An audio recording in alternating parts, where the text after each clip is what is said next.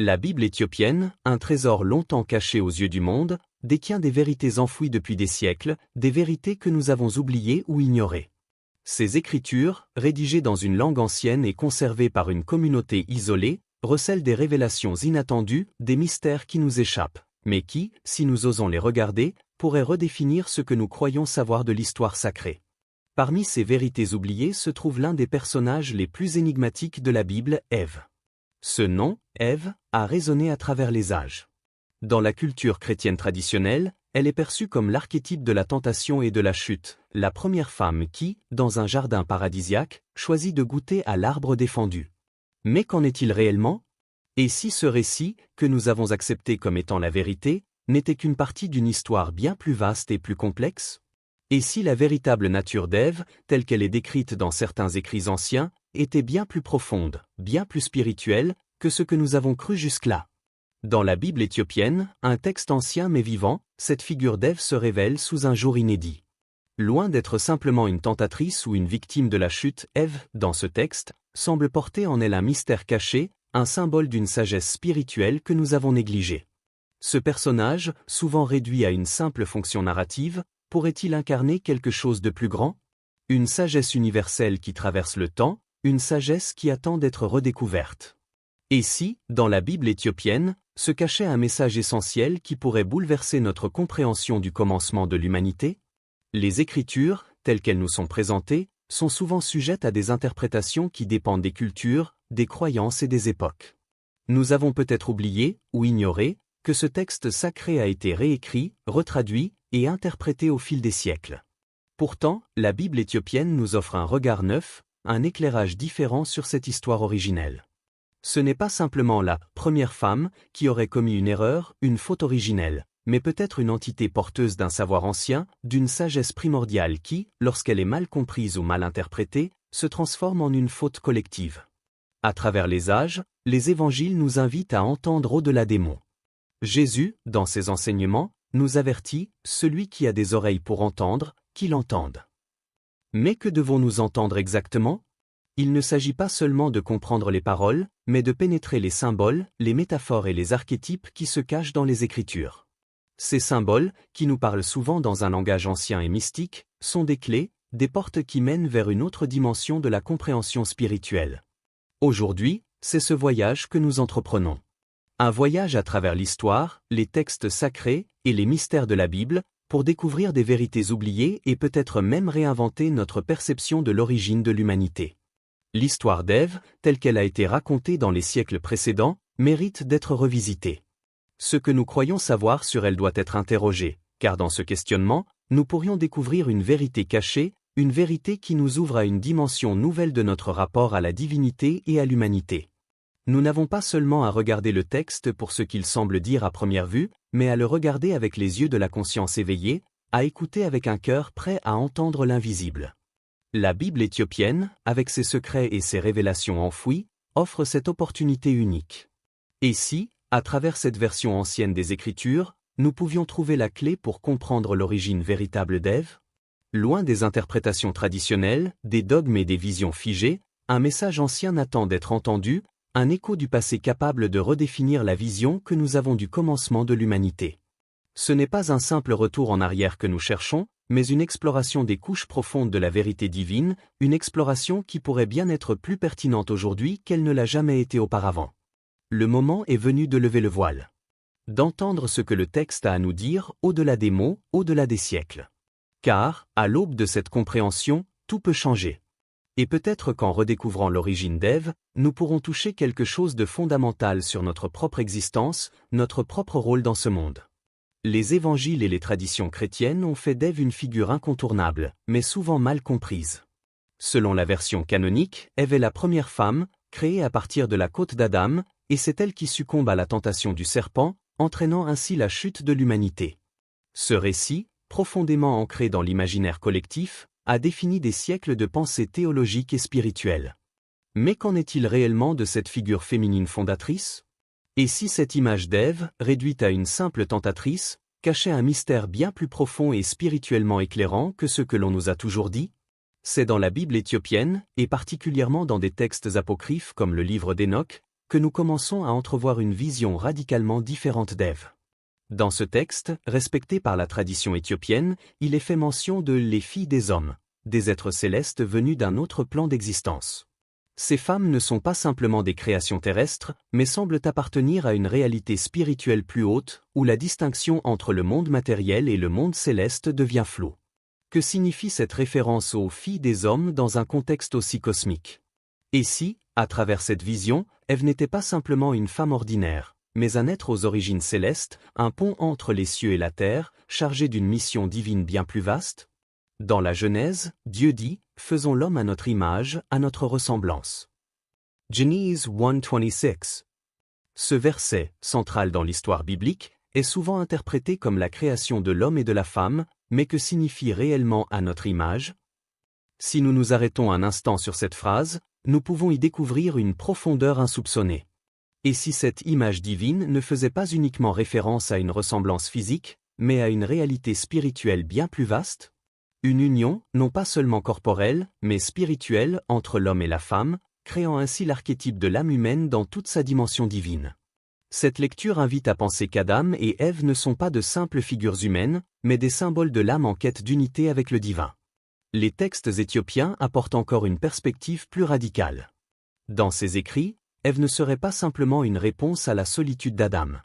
Non, dans ces récits anciens, Ève est avant tout une entité spirituelle, un acte divin qui transcende la simple relation humaine. Elle ne serait pas uniquement issue de la terre, mais aussi d'un savoir caché. D'un savoir sacré que Dieu aurait révélé à l'humanité sous forme de symboles. Ce savoir, loin d'être une simple révélation historique, semble être un enseignement spirituel profond que l'humanité a perdu au fil des siècles, mais qui n'a jamais été complètement effacé. La question qui se pose alors, pourquoi ce savoir a-t-il été caché?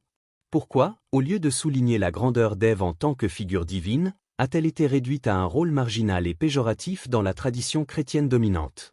La réponse, peut-être, réside dans le fait que ce savoir caché en elle, est trop puissant, trop transformateur pour être compris ou accepté à une époque donnée. Peut-être que, tout au long des siècles, les vérités spirituelles qui se cachent derrière les symboles bibliques ont été volontairement étouffées, parce qu'elles contiennent des clés qui pourraient bouleverser l'ordre établi, et remettre en question la manière dont l'humanité perçoit Dieu et sa relation avec le divin. Et ce savoir n'est pas mort. Il reste latent, à peine perceptible, mais toujours vivant dans les Écritures. Nous devons apprendre à lire au-delà des mots, à entendre ce que les symboles nous murmurent dans le silence de l'âme. Comme dans le livre d'Enoch, où il est question de la révolte des anges déchus et de leur interaction avec les humains, il existe des signes dans les textes qui, une fois déchiffrés, peuvent réveiller en nous une conscience spirituelle nouvelle. Le savoir divin, caché dans les symboles et les métaphores, est encore à notre portée. Si nous voulons vraiment comprendre l'origine d'Ève et le rôle qu'elle joue dans l'histoire divine, nous devons nous préparer à aller au-delà de l'interprétation superficielle. Là où la tradition chrétienne a vu une simple histoire de péché et de chute, la Bible éthiopienne nous invite à voir un chemin initiatique, un voyage spirituel. Ève, loin d'être simplement un instrument de la tentation, pourrait être vue comme un guide vers un savoir perdu, une âme divine envoyée pour rappeler aux humains leur véritable nature spirituelle. C'est ce savoir, cet enseignement, qui a été perdu et enfoui sous des siècles de réécriture, de censure et de dogmes. Mais ce savoir ne peut être effacé. Il existe encore, caché entre les lignes des textes anciens, attendant que nous soyons prêts à l'accueillir. Et la lumière brille dans les ténèbres, et les ténèbres ne l'ont point reçue. Jean 1:5. Ce passage de l'évangile de Jean semble offrir une simple observation sur la condition humaine. Mais si nous nous aventurons au-delà de la surface des mots, nous découvrons un mystère profond, une vérité cachée qui parle de notre incapacité à percevoir la lumière divine, toujours présente, mais souvent rejetée. Cette lumière symbolise la vérité spirituelle, un éclairage qui ne s'impose pas, mais qui attend d'être accueilli dans un monde plongé dans l'ombre de l'ignorance. Les ténèbres, dans cette lecture, ne sont pas simplement le mal ou l'obscurité, mais plutôt cette distorsion de la réalité spirituelle que nous vivons quotidiennement, ce voile qui nous empêche de voir ce qui est, en réalité, toujours devant nous. Dans l'histoire d'Ève, cette lumière cachée trouve une résonance particulière. La tradition chrétienne a souvent interprété le récit de la chute comme l'histoire d'une transgression, une erreur originelle qui a conduit l'humanité dans le péché et l'éloignement de Dieu. Cependant, si nous regardons ce récit à travers le prisme des symboles, nous pouvons y discerner un message plus subtil, plus profond. Les ténèbres qui entourent la figure d'Ève ne représentent-elles pas l'oubli de sa véritable nature, une nature divine qui a été obscurcie par les siècles de malentendus? La lumière, qui brille malgré ces ténèbres, est cette vérité ancienne, cette sagesse oubliée, qui attend de ressurgir. Et Ève, dans ce sens, pourrait bien être la porte d'entrée vers cette lumière, l'archétype féminin portant en elle la clé de la réconciliation de l'humanité avec le divin. Les symboles qui jalonnent l'histoire d'Ève sont essentiels à cette interprétation. Le serpent, le fruit de l'arbre de la connaissance du bien et du mal, et la fameuse chute. Traditionnellement, ces éléments sont perçus comme les symboles du péché, de la rébellion contre Dieu. Mais si nous osions aller plus loin, et voir ces symboles sous un angle différent? Et si le serpent n'était pas un symbole du mal, mais plutôt celui de la sagesse cachée? Et si le fruit de l'arbre n'était pas un acte de rébellion, mais une quête de vérité, un chemin vers une compréhension plus profonde du divin et de la création? Dans les évangiles apocryphes et les textes éthiopiens, la figure du serpent est parfois réinterprétée comme un guide spirituel, non comme un agent du mal. Le serpent, dans cette perspective, représente la sagesse ancienne, la connaissance divine que l'humanité a rejetée lorsqu'elle a choisi de se détourner de sa propre essence spirituelle. Dans ce contexte, la chute n'est pas une simple transgression morale, mais plutôt un moment de séparation de la lumière, un acte symbolique où l'humanité choisit l'ignorance plutôt que la connaissance, l'ombre plutôt que la lumière. Le serpent, en offrant à Ève le fruit de l'arbre de la connaissance, ne serait alors pas l'ennemi, mais celui qui, par son geste, invite l'humanité à s'éveiller, à sortir de l'ignorance et à voir au-delà des apparences. Ce retournement d'interprétation est fondamental. Si nous cessons de voir le serpent comme le symbole du mal, et que nous l'abordons comme le porteur d'un savoir caché, un guide vers l'éveil spirituel, alors nous comprenons que la chute n'est pas un simple échec, mais un moment où l'humanité a perdu l'accès à une lumière plus grande, une lumière qui, aujourd'hui encore, nous attend. Le fruit de l'arbre n'est plus vu comme un piège, mais comme un moyen de transmutation, une ouverture vers une connaissance plus profonde de Dieu et de l'âme humaine. Dans cette interprétation, Ève prend un rôle bien plus sacré que celui d'une simple tentatrice. Elle devient l'incarnation de l'âme humaine qui cherche à se reconnecter à sa nature divine, un symbole de la quête de vérité. Le serpent, loin d'être l'ennemi, devient l'instrument de cette quête, un catalyseur pour l'éveil spirituel. Et le fruit, loin d'être un acte de rébellion, devient le symbole du désir légitime de l'âme humaine de comprendre, de transcender et d'embrasser la lumière divine. La lumière cachée sous l'apparente chute est celle de la réconciliation. Elle représente l'unité retrouvée entre l'âme humaine et Dieu, cette lumière éternelle qui brille malgré l'obscurité du monde. En offrant à l'humanité la possibilité de goûter à cette lumière, Ève devient le symbole de la possibilité d'une transformation radicale, d'un passage de l'ignorance à la connaissance, du voile à la lumière. Dans cette lecture, Ève n'est plus seulement une victime d'une tentation, mais l'actrice d'un acte divin qui mène à l'illumination. Ainsi, lorsque nous plongeons dans cette interprétation symbolique, nous découvrons que la véritable chute n'est pas un acte de déchéance, mais un acte de passage. Le serpent, le fruit, la chute, tous ces symboles nous parlent d'un processus de purification, de transformation, qui attend d'être compris dans sa véritable dimension spirituelle. La lumière de la vérité est là, présente dans chaque mot des Écritures, mais elle est souvent rejetée par notre incapacité à voir plus loin que nos interprétations superficielles. Si nous nous arrêtons un instant pour contempler ce que révèle l'histoire d'Ève au-delà des apparences, nous comprenons que ce n'est pas simplement un récit ancien, un mythe de la chute originelle. Ce conte, chargé de symboles puissants, nous invite à une transformation intérieure profonde. Il nous appelle à un éveil spirituel, à une réconciliation non seulement avec Dieu, mais aussi avec nous-mêmes. Ève, loin d'être la simple tentatrice ou la fautive, devient ici l'incarnation de l'âme humaine qui cherche à s'élever, à se reconnecter avec la lumière divine qui réside au plus profond de son être. La lumière que l'on découvre dans l'histoire d'Ève n'est pas étrangère à nous. Elle est en nous, présente à chaque moment, prête à nous guider dans notre propre parcours spirituel. Lorsque Dieu dit « que la lumière soit ». Genèse 1h3, ce n'est pas seulement pour créer le monde physique, mais aussi pour illuminer les ténèbres de notre existence intérieure. Cette lumière divine est celle qui, comme un phare, nous oriente à travers les périodes d'obscurité et d'incertitude. Elle est là, prête à nous réconcilier avec notre véritable nature, prête à effacer les illusions qui obscurcissent notre vision. Cette lumière est le potentiel divin qui sommeille dans chaque être humain, la vérité oubliée qui, comme un trésor caché, attend de ressurgir. Dans ce sens, l'histoire d'Ève devient non pas un récit figé dans le passé, mais une invitation à l'action intérieure. Comme Ève, nous avons tous cette possibilité de nous éveiller, de faire un choix, celui de revenir à cette lumière originelle, de la laisser se révéler dans nos vies et dans nos cœurs. Le fruit du jardin, loin d'être une tentation, devient ici une métaphore de la connaissance spirituelle, de l'illumination intérieure à laquelle nous pouvons accéder si nous choisissons de transcender l'ignorance et la peur. L'histoire d'Ève nous enseigne aussi que la chute n'est pas la fin d'un chemin, mais le début d'un autre. Il y a une beauté cachée dans cette descente apparente, car elle est le moment où l'âme prend conscience de sa séparation et aspire à se réunir avec la source divine. C'est dans cette prise de conscience que commence le véritable chemin de l'élévation intérieure. Ce n'est pas la chute qui définit Ève, mais sa capacité à se relever, à se redécouvrir, à se reconnecter à sa propre lumière. Et ce même pouvoir de rédemption nous appartient à tous.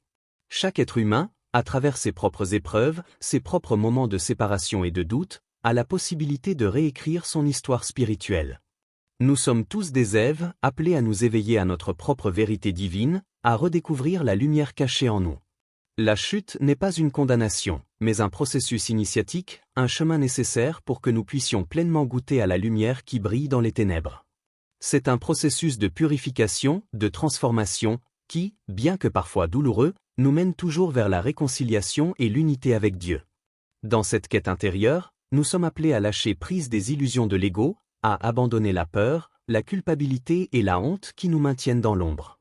Ce travail d'élévation ne se fait pas en une seule étape, mais à travers une série de prises de conscience, de renaissance. Chaque moment de doute, chaque moment de souffrance, devient une occasion de purification, un terrain fertile où la lumière divine peut germer et se déployer. La véritable révélation ne se trouve pas dans un événement extérieur, mais dans la découverte de ce qui a toujours été là, caché en nous. Nous ne cherchons pas une lumière qui viendrait de l'extérieur, mais une lumière qui est déjà présente dans notre cœur. Cette lumière nous guide vers une union mystique, une communion avec le divin qui transcende les mots, les formes et les concepts. C'est cette lumière qui nous réconcilie avec notre essence divine, qui nous fait comprendre que, comme Ève, nous avons toujours été destinés à nous éveiller à la vérité, à sortir des ténèbres et à revenir à la source. Le chemin de l'élévation intérieure n'est pas un chemin de perfection, mais de réconciliation. Ce n'est pas la quête d'un idéal inatteignable, mais d'une vérité profonde, déjà présente, qui attend d'être révélée. En nous ouvrant à cette lumière, en nous abandonnant à cette vérité, nous commençons à comprendre que l'histoire d'Ève n'est pas seulement l'histoire d'un personnage biblique, mais celle de chaque âme humaine qui cherche à se reconnecter avec la divinité, à réintégrer la lumière originelle.